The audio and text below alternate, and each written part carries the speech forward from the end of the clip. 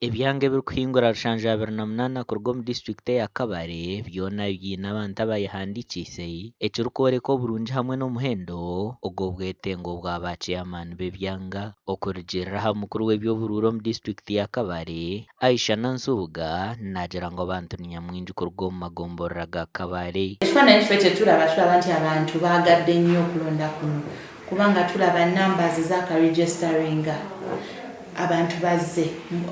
Imagine first day tulina over thousands of people ababaddeyo mu magombolola ag'enjawulo. Kati nga wano Kabale njogera ku kati kandogere nga ku Buhara sub county almost yesterday babadde nga mu bisatu something abaregisterinze. Kandi awundi kugambira namara kwehandikisa nabasa kuba barampandika ningashi barantonyeza mu register za electoral commission yenda kusima government abo kugira ikabasa kuba netaho urunaku ningashi abasa kuba nete entebe kanisa yo kujya baterere ba chairman LC1 za Karuru abo kwa ubwire bwaba buringwa ba chairperson LC1 tutabaterera Karuru abamwe bakafa abandi bafuruka abandi bagenda so stamp tubitaramanya bamwe na stamp awuziri. Aisha nagira ngu akakiiko akarikutebeekanisa eby'oburuuru kuruga omu district ya Kabare betebeekanise okugira ngu habeho buri kimwe ekirikwetaagisa. Twetegese bulungi nnyo ekisooka kya byonna register books zonna ziri eyo abantu baffe bali mu zitambuza nti akatabo kaba kaweddewo ayinawo ki akalala. Twetegese in terms of ensasula ba officers baffe tujja basasula buli bwe banakomekerezanga activity nga tubasasulirawo baleme kubeeramu nakwemulugunya kwonna. Oguyashaba abantu boona okwejumbira omu kwehandiikisa okugira ngu babaase kwikirizibwa okwejumbira omu kuronda abeebembezi baabo abo barikutuura nabo. Nzijukiza abantu baffe ba voters abali eyo mu registering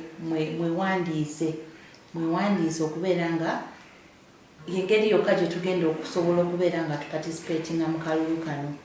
Mwewandiise ba village election officers betukozesa ffe nga electoral commission bali mu kutambula okuva ku kyalo paka ku kyalo mu magombolola. Akaruka abachairman kabonere kati waba lenda stamp yokujja karoni nokuzowa chairman waba ina mushango ino kushobinze nokuzowa chairman waba oyombere n'omuntu oli kuza police chairman arakuya baruha ozenka a police. Bamwe aha batura bayereka okuba chairman b'ebyanga gavumenti etarakubafaho na munonga omu by'emiturire yabo barikugira ngu eki nikigyemesereza bamwe okushaba ebituga. Kiringi omutwaro gumwe ezi gavumenti erabaha n'akasente kakye munonga tikaraba motivating ningashi tikarabaha amaani kugira babasa kuba barakorera abantu b'ebyaro byabo.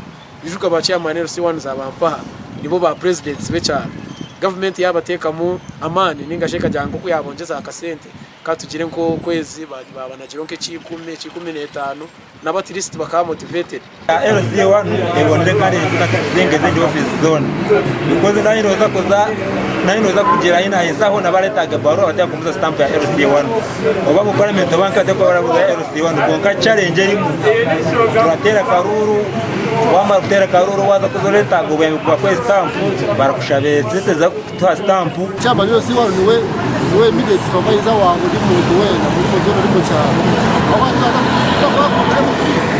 abafite no kwa chama LC1 wakumwikaho wona kire kati uyiro kugira ngo hatiya LC1 wona bakaho kubura mpaka waza kuronda umuyeza bakaraba zankai kandi agitwa mugonje so ari busy.